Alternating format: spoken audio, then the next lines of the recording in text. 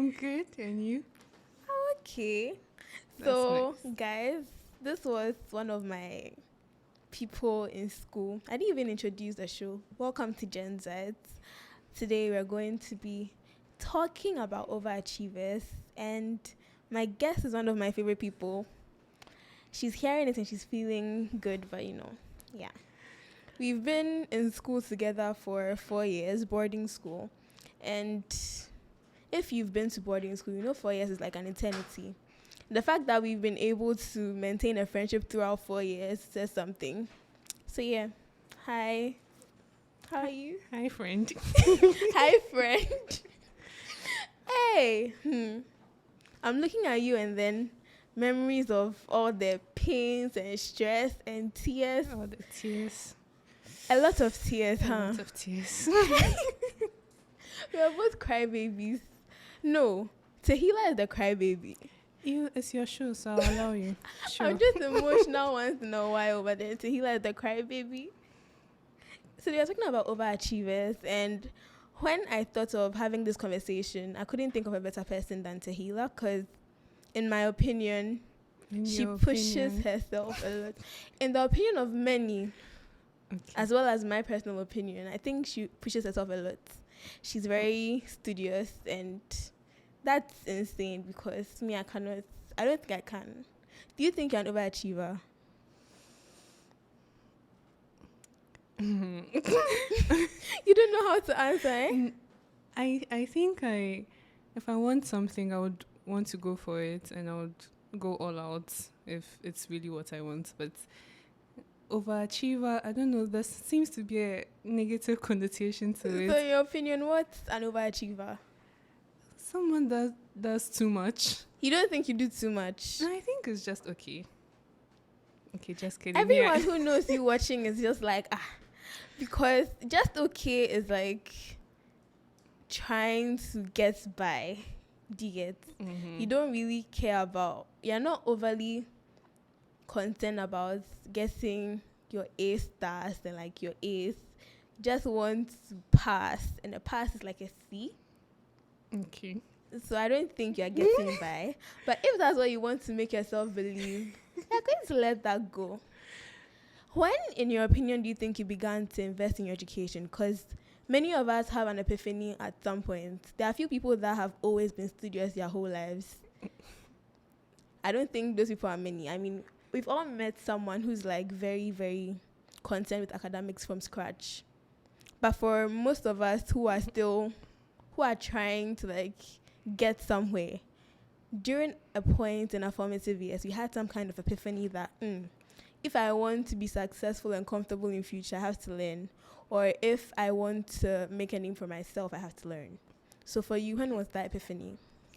I started to get serious with my education in Form 2, GHS 2, for 2 reasons actually. So the first one was my science teacher.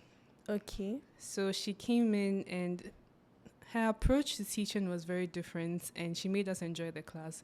And so I used to study science a lot because it became my favorite subject. That's kind of odd considering Tehilla is a humanities student. Yes. But that happened, and then one day I was like, oh, since I'm putting in the effort for like with science, why not the other subjects? And that's how it started. But then again, I know this story. So I think it was in GHS1, it was a Christmas program. Dancing schools and Christmas programs. Carol's nights, and then they'll do it at like 12 when the sun is like bright, shining and hot. Oh my God. So that was that. And we had a dance performance.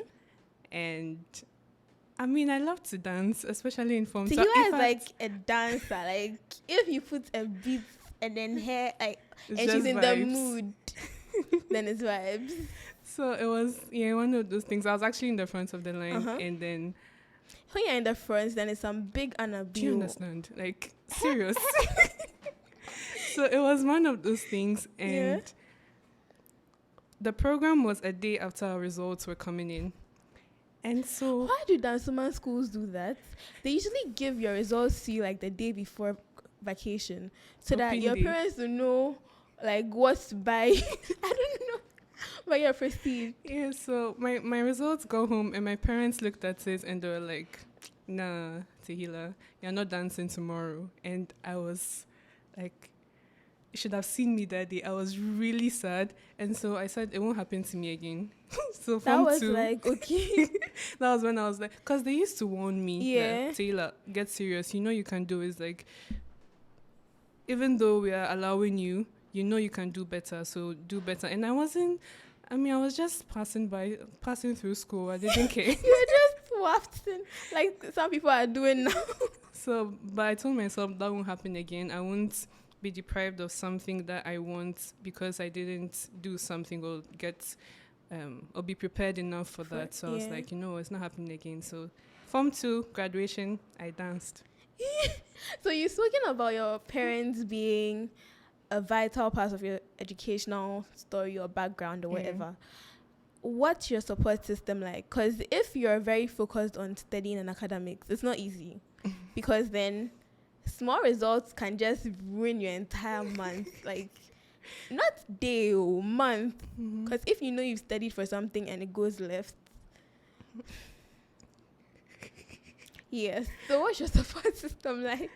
I think primarily it's my parents. Okay, I have expectations of myself, but then my parents my parents are also they also play a vital role in everything. When my results come, for example, we look at it, they tell me, you can do better. They start to talk to you about your potential and everything. And then how you have your individual capabilities and not to compare yours to someone else's because, I know, because if you're talking about like a class of 15 and you're first by like 80-something%, how are you first? Like, that conversation we had, I know. So then after that, then they start to encourage me and start to say, okay, so what are your plans for next time? And they actually like sit me down and say, okay, so this is what you're going to do and all of that. So my parents are a vibe. And I would say my friends too. I'm not trying to make your head big, but my friends too. Just say you love me. Whatever. My friends to help because they, certain comments they pass is like, oh, at least someone is rooting for you. Someone is rooting for you, and it's encouraging. So, yeah. You're welcome. You're welcome. You just spoke about your friends, and I'm going to say this. How does your studious ways, because you study a lot, being with you for 4 years, I've seen you study, like you give your books time.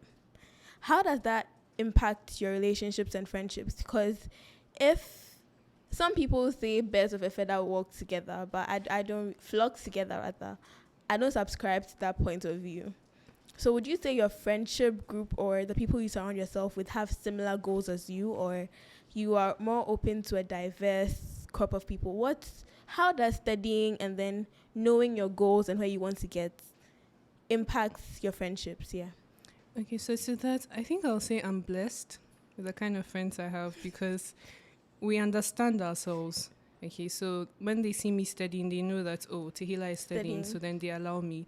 And when I start with my jokes and I'm fooling about it, they're also there. When they're also serious, I let them be. And then when it's time for playing, we play together. So I think my friends are the people I surround myself with are very understanding. And I also try my best to be very understanding with them. So in that regard, I don't think I've had much of a problem. Just so everyone knows, Tehilla is the most dual person I know. 1 minute she can be like a fountain of wisdom and light, and the next minute it's like a completely different human being with like, oh, I don't even know which word to use to describe the I don't know. The words are not coming because you be like, how is this the same person? Tehilla on stage giving her speech is different from Tehilla in the dorm. Not even like, sometimes you say the wisest things. Other times, I'm like, how did this come out of your mouth? Because it's like, hey, how am I supposed to remember that this person can also be Tehilla. How can tea be Tehilla? Extracurriculars. Okay. How vital are those in, like planning your future? Because then if you're solely academic, it can pose a problem because then you have a hard time with socialization and whatnot. Then again, if you devote your time to the wrong extracurriculars or extracurriculars that might require a lot of attention, you have issues. So what's the balancing situation like? What extracurriculars did you do first? Let's do that first. What were your extracurriculars? So I did some debates here and there. We'll get there. Here and there. I did some mood squats here and there. I was head girl. Ghana national theme, Ghana national debate team was member. You're here saying you do debate here and there. Are you proud of yourself? Deceiving the people. I'm being modest, So you're okay. I'm calming down. You're being. Go ahead. Yeah, and in my final year, I was head girl as well.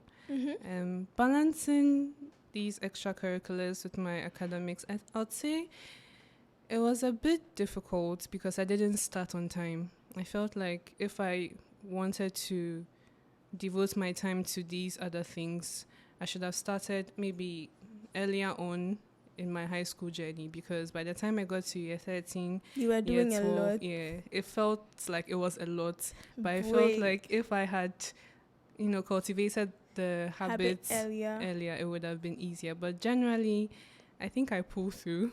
So let's get into some detailed experiences.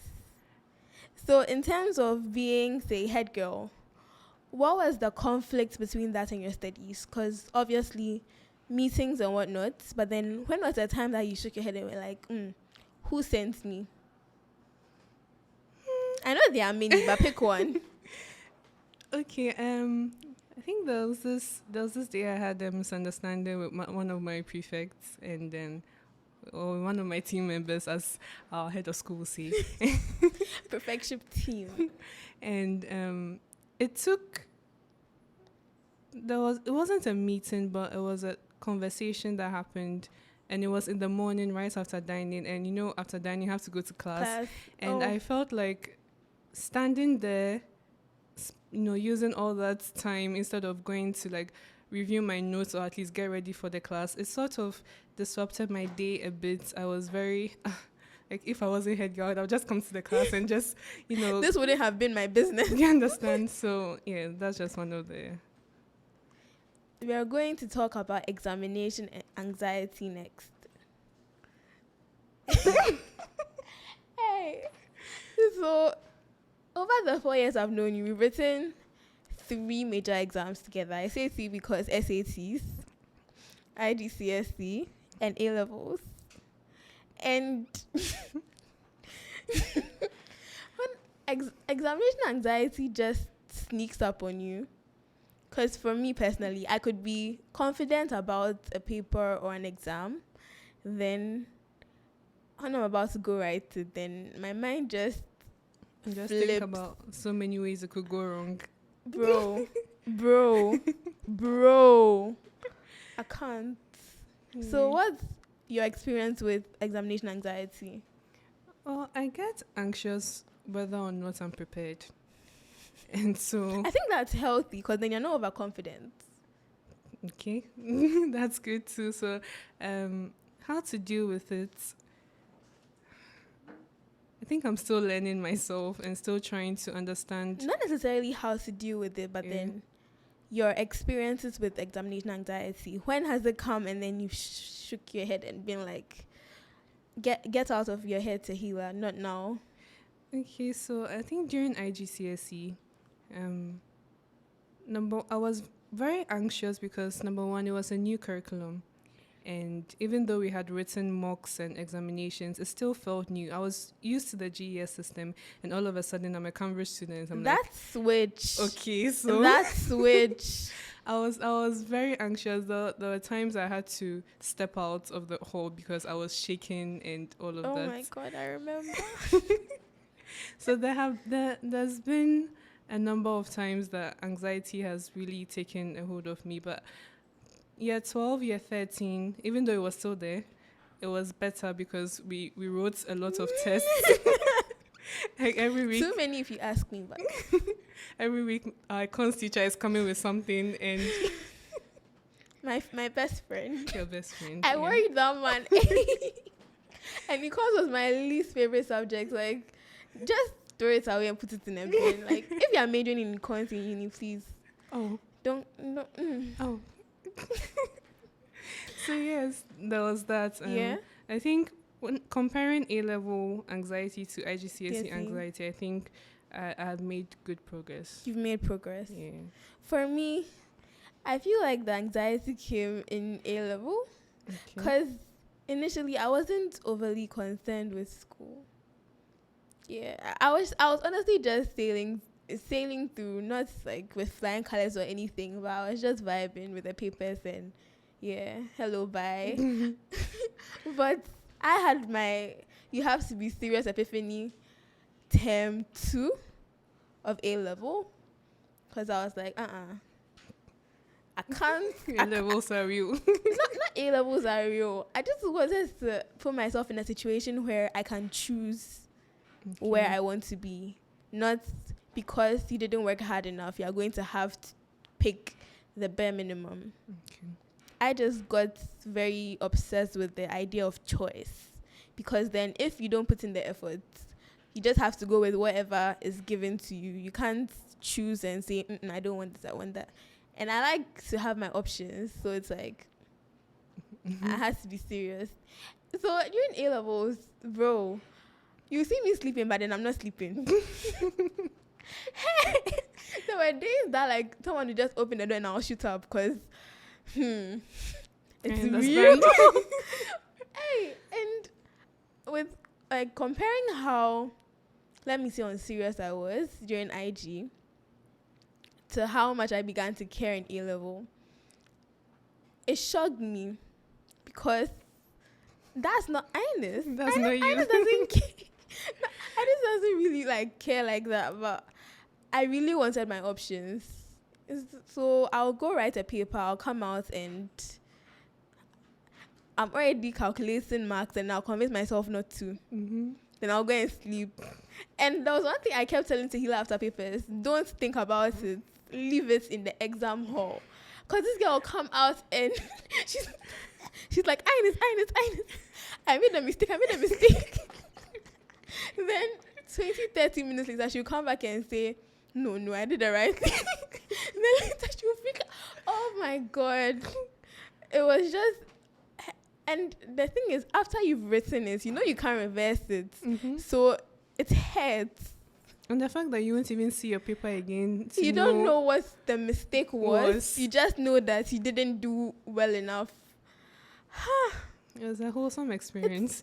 A wholesome experience. SATs. SATs.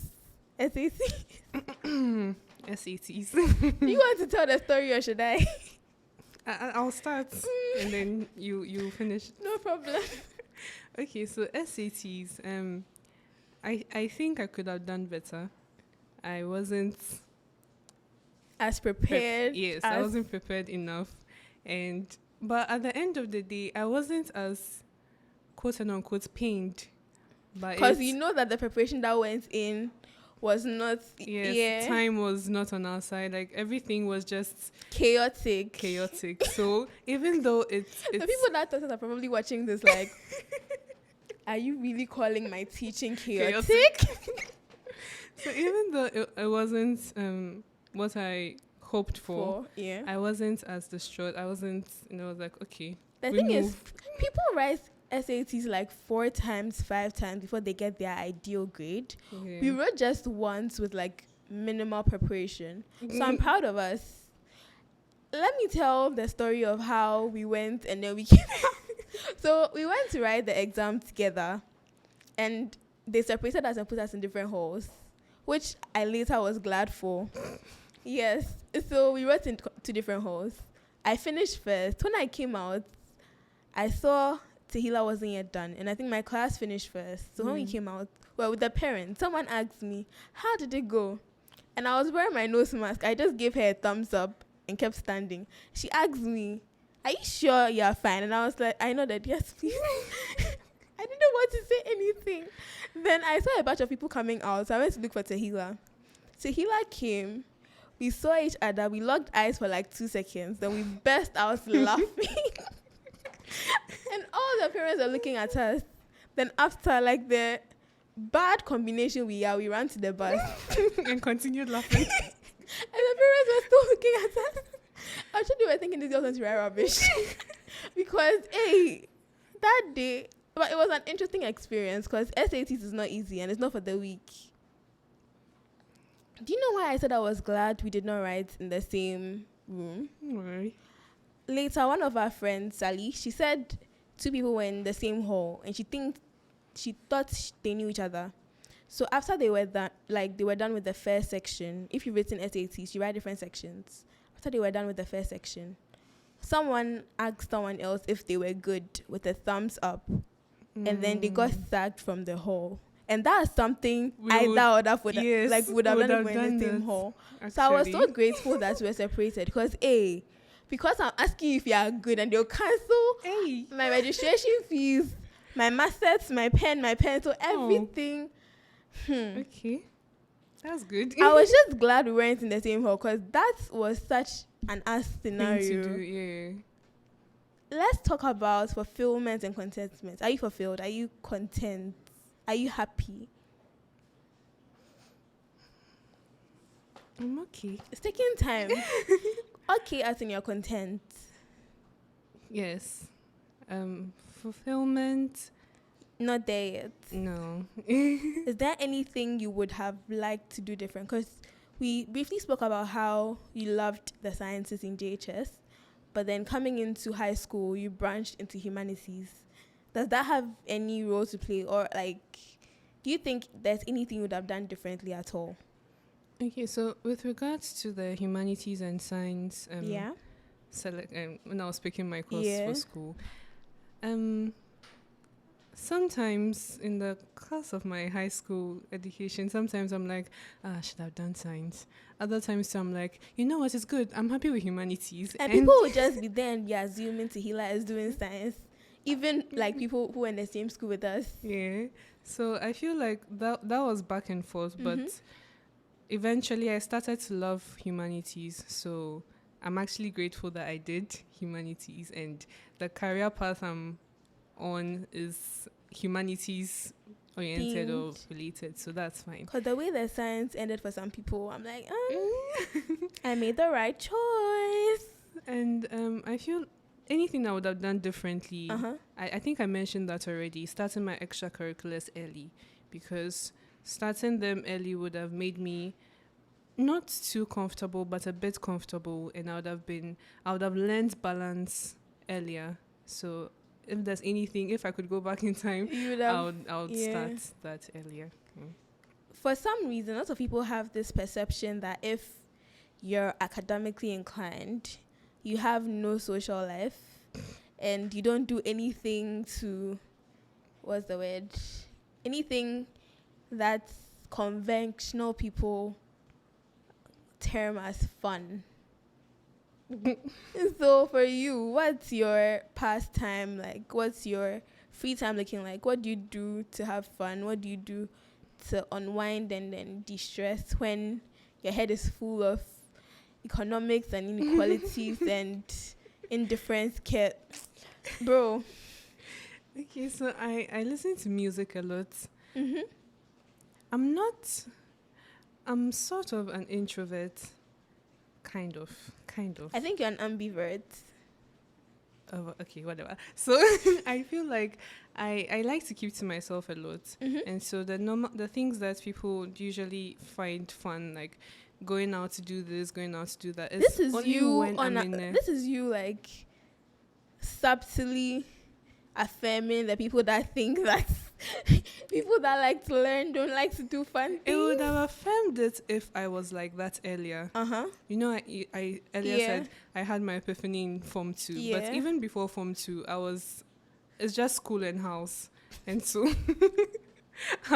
I'm going. If I'm going out, it's because my parents are dragging me somewhere. So I think I grew up with that. I Mm-hmm. grew up with Not being wanting to not go. wanting to do too much. Yeah. If there's something I really want to do, sure, there's that. But I'm not. Yeah, music. Music And is the then way I to like go. using my father's Wi-Fi. He's always complaining, but love My you, father's daddy. Wi-Fi. In terms of you having like, what's the word? You having things that you do that people misunderstand.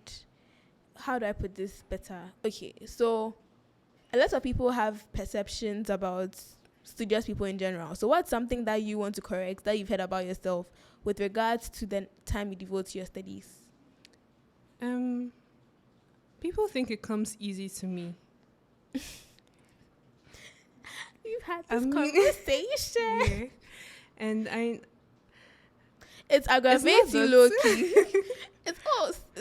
Say what's on your mind. I mean, I'm not dumb.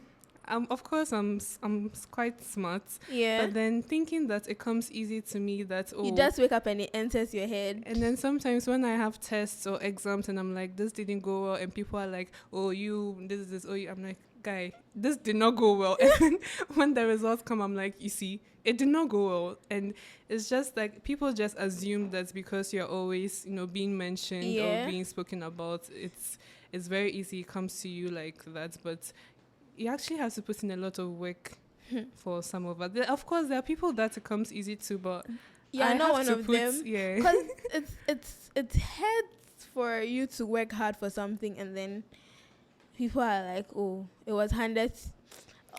Yes. Because there have been so many instances where I get something or like I work for something. People don't know. The thing comes and then like maybe it's publicized and it's like, oh, they just give it to her. Because and they don't see like the underground, all Yeah, the things that you did behind the Because scenes. one thing about I can say you and I is back in school we'll both be working on things. I'll not tell anyone. I'll tell maybe you when it comes, and then we'll celebrate. Mm-hmm. But then when it comes big and everyone finds out, then it's like the outside comments get me because where from you, bro?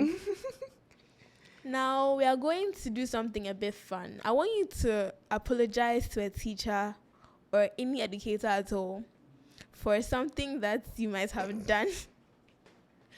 But that is not submitting homework or lying about leaving the book in the house when it was in your bag but it was undone, or anything at all. Even in high school, maybe you subtly shaded somebody. Apologize. Okay, so I'm not going to expose myself. So this one that I'm going to talk about, you're going to help me with it. Which one? So there was this time a teacher came to the class and someone said something while the teacher was leaving. And he came back to ask, he heard Who said that? he heard the sound and he was like, who said that? And the whole class was quiet. You won't be that child, area code. You won't be that person to snitch There on. are people like that too, but there was something wrong with our class because IGCSE, the combination of people in that classroom, we were 15. Yeah, we were 15. It was like we were all very different characters, but for some reason, when it comes to like unity, Mm-hmm. people thought we were like Yeah. the class, but so I mean, we tried in some Yeah. aspects though, but when it comes to snitching, nobody will say anything. The man stood there and asked and asked and asked. and Who said it? he asked me and I was like, oh, I didn't see the person. But technically I didn't see the person. You 'Cause heard the person. so I'm sorry. Sorry to you. Should I mention this name? I feel. Do you want to? No, I don't want to. Then you don't have to. Okay, thank you. Okay, so we are wrapping up. Is there anything you'd like to say to kids who want to get somewhere in future, but then you're not putting in the academic hours and efforts? Or kids who spend way too much time trying to get somewhere and don't have time for themselves? So like, what's your advice to both sides?